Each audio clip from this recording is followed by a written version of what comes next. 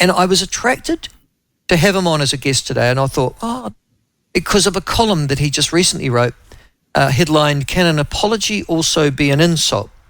And he, in a Substack he's wrote, and I think it was carried also by Bassett, Hyde and Brash on their column as well, said that the worst, he headlines his article by saying, "The worst racism I have seen and experienced in my life comes from people who believe themselves to be well-intentioned," commenting on a particular piece in particular of Verity Johnson, a wokester that is much paraded and a columnist working for Stuff.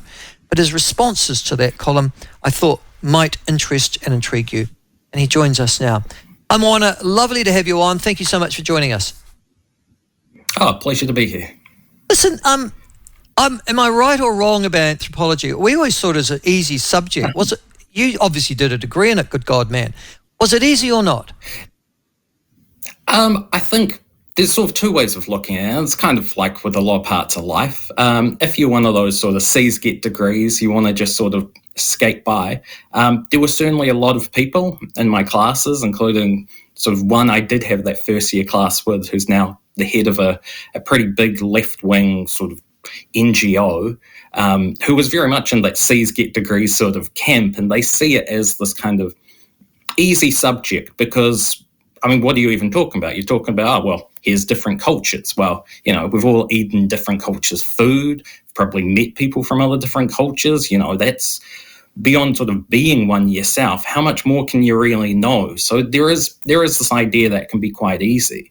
What appealed to me about it was the fact that if you do it properly, if you try hard, you can actually learn a little bit about how we communicate across each other and where there are times in which, and I think sort of Verity is a good example, in which you can become so assured in yourself that you know exactly what everyone else thinks and where they fit into the world and into politics and into sort of this ideological world we have now. It's like, you look like this, you got this skin color, you must be of this variety. And I think that's what motivated me to write the column, but that's also what motivated me to get into anthropology in the first place, was to understand the complexity behind the idea of like, Māori just vote for Labour and they always have and they always will. Well, I never have. I mean, I've voted for people across the spectrum, but I've never voted for Labour. And I've always wanted to know why. So that's sort of why I got into it, because I said there's more to cultures than just sort of the surface level. Once you dig a bit deeper, you find out we're all pretty similar. We're all pretty divided, but we're all pretty fairly distributed, I would say. Okay. Well, I mean, that was something I don't know if you know, but I was a member of Parliament for Hawke's Bay, which is where you come from, because I see you're Ngāti Kaununu, aren't you? Yes. Yep. Yeah, I'm from a bit further south. I'm from Masterton, but yeah. Where did you go to school? I went to school in Wellington, actually. Yeah, so I moved over to Wellington. I went to Onslow College. You see, that's quite a good state school, actually. It's quite left-leaning, isn't it, Onslow College? But it was a very good academic school. Yeah. No, so it traditionally does get both kind of good grades, but also it's quite left. I mean, its three most notable outputs would be Trevor Mallard, Georgina Bayer, and Taika Waititi. So that sort of shows you where in the political world that the school traditionally pushes kids out at.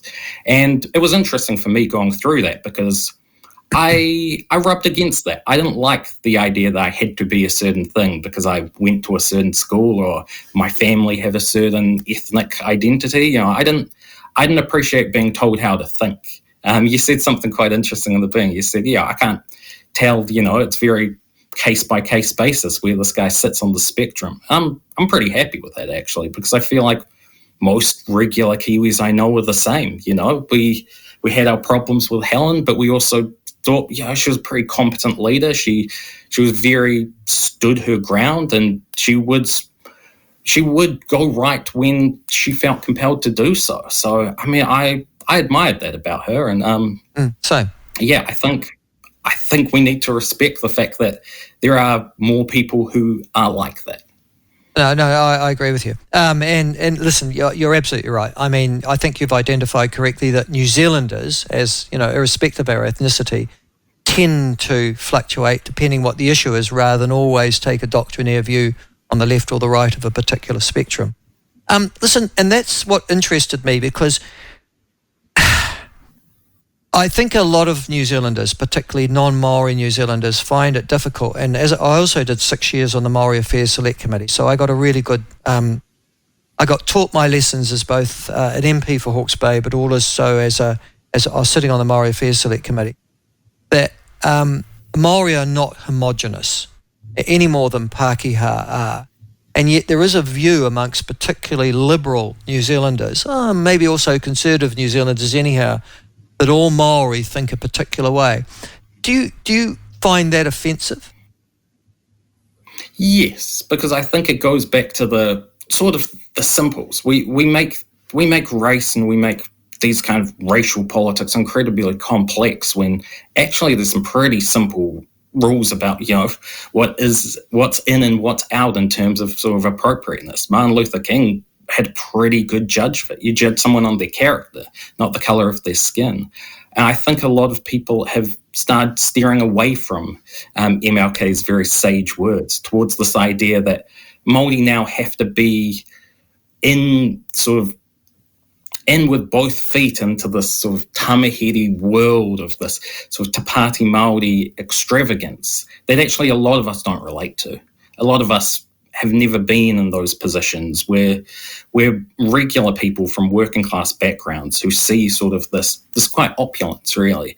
And it unsettles us. And the idea that we have to support leaders who are quite wealthy and have become quite wealthy for speaking on our behalf, I think that unnerves a lot of us. It has pushed people who would be maybe centrist or to the left further to the right, because it is a polarization. It's people like Verity, I would say a lot of people on the left actually are trying to create this sort of divide and conquer rhetoric around Māoridom, where it says, well, if you want to be Māori, you have to be a left-wing Māori, or you have to be united to a party. And I think that's so against the principles of anti-racism, which should be, you are an individual with a brain and with a heart, and you follow those things, and that combined with sort of history and learning is how you become sort of the political and ideological person you are. You don't just have that thrust upon you. And the idea that Māori aren't articulate or intelligent enough to differentiate, to be more than just people who go on hikois and sort of take a day off work, that's not all of us. That's actually not most of us. And the idea that they speak for all the rest of us, and that's the only type of Māori you're allowed to be, I think it's quite unsettling, and I do find it to be genuinely racist. Yeah, I guess the other thing too is that you're absolutely right. Te Pāti Māori have just run a hikoi in this country at the end of the day, John Tamahiri and all of that particular group of politically inclined folk, which essentially says that if you are a real Māori, you will be in accord with these political views, and that this was really an expression of Māoridom in toto, and that if you don't agree with us, you can't be a real Māori. Do you feel that some of that flavour there is going to alienate Māori, or make them in actual fact feel that to be Māori, or certainly for young Māori, I need to embrace these particular ideas, the ideologies, if I am true to my ethnicity and culture?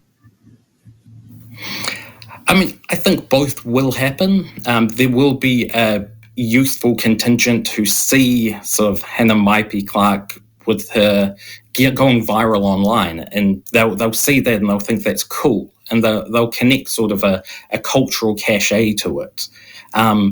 But when they actually look inside themselves, and when they have to go into sort of, well, what policies will actually help me? What am I worried about? Am I worried about law and order? Am I worried about the economy? Do I think Te Pāti Māori have an answer for either of these issues that are my top two? That's when you start digging in deeper, that is when we will see what I think we're already seeing now, which is we have two deputy prime ministers. They're both Māori. We have multiple Māori people in the ACT party. We have the largest government with the largest number of Māori members. So while that should be celebrated, it's not being celebrated. And the reason why is because they're not the right kind. And that will upset and turn a lot of people who are like myself, some things I'm conservative, some things I'm liberal. It will turn us more towards the conservative side because we're just running away from what we see as somebody who's trying to define us and essentially conquer us. I mean, I worked for John Tamahiri in the past. I worked with his whānau, and they have a tidy little fiefdom going on there, but theirs is very much how do we support and enrich ourselves, and how do we support and enrich our close cadre. It's not about the majority of Māori. It's about their close little circle. And I think that will put off more and more Māori because they'll feel like we're being played. And frankly, we are.